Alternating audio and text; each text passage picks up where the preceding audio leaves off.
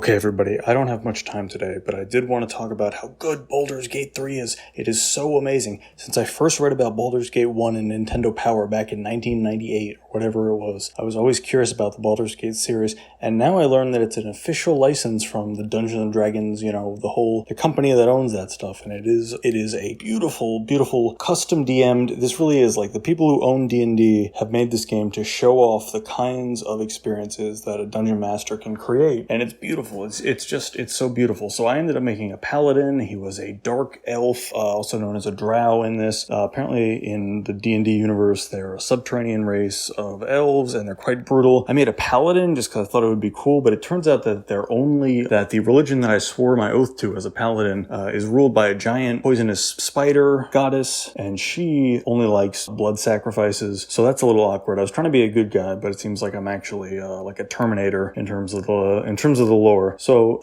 but it really is incredible. I'm not sure about the multiplayer. The multiplayer is a little cumbersome. I'm not sure that I'm completely satisfied with that, but as a single player experience, it really feels like you have party members. It really feels like a proper D&D game where you have party members and they all have personalities. They all have issues. They all have character things to work through. And they all have ways to grow and move forward. And then the narrator, the game that's laying the story out for you, there's so many options. There's one of the first ones you'll run into a situation where you can either take one side or you can take the other side or you can take a third side. And then there's subtlety within each of those sides in terms of exactly what you do and how you negotiate it. I've described it as, it reminds me of a combination of The Witcher 3 and Disco Elysium in terms of both the amazing high fantasy concept story, and then from the Disco Elysium side, the lovingly crafted tabletop dice rolling role-playing game. Really, really well done. I'm loving this game. I got it yesterday. It just released yesterday on the PlayStation 5 if you didn't get the deluxe edition, which I did not because I don't approve of releasing games early for extra money.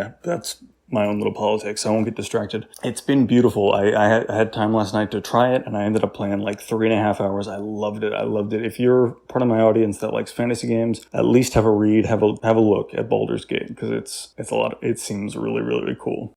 All right, goodbye.